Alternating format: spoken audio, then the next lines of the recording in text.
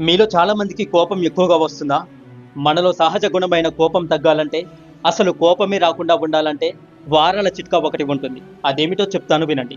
ఒక వ్యక్తి పిచ్చి కోపంతో ఓ దుర్మార్గానికి కారణమై 5 ఏళ్ల జైలు శిక్ష అనుభవించాడు. విడుదలయ్యాక ఒక గురువుని ఆశ్రయించాడు. ఆ గురువు గారు ఈ వ్యక్తికి చెప్పిన వారాల చిట్కా ఇది. సోమవారం, వారంలో మొదటి రోజునే కోపం ఎందుకని ప్రతి ఒక్కరూ ఆలోచించాలి. మంగళవారం నాడు అమంగళకరమైన కోపం తెచ్చుకోరాదని భావించాలి. బుధవారం బుద్ధిగా ఉండాలి గనుక కోపానికి తావే ఉండకూడదు. గురువారం గురువులు చెప్పినవి విని పాటిస్తే కోపమే రాదు. శుక్రవారం అమ్మవారికి ఇష్టమైన రోజు. అమ్మవారి ముందు కోపం తెచ్చుకోకూడదని ప్రతి ఒక్కరూ భావించాలి. శనివారం కోపం తెచ్చుకుంటే శని వస్తుందేమోనని భయపడాలి. ఇక ఆదివారం సెలవు రోజు కాబట్టి సరదాగా సంతోషంగా గడపాల్సిన ఈ రోజు కోపమేమిటని భావించాలి. 7 రోజుల వారాల చిట్కా పాటిస్తే కోపాన్ని సులభంగా ప్రతి ఒక్కరూ అధిగమించవచ్చు.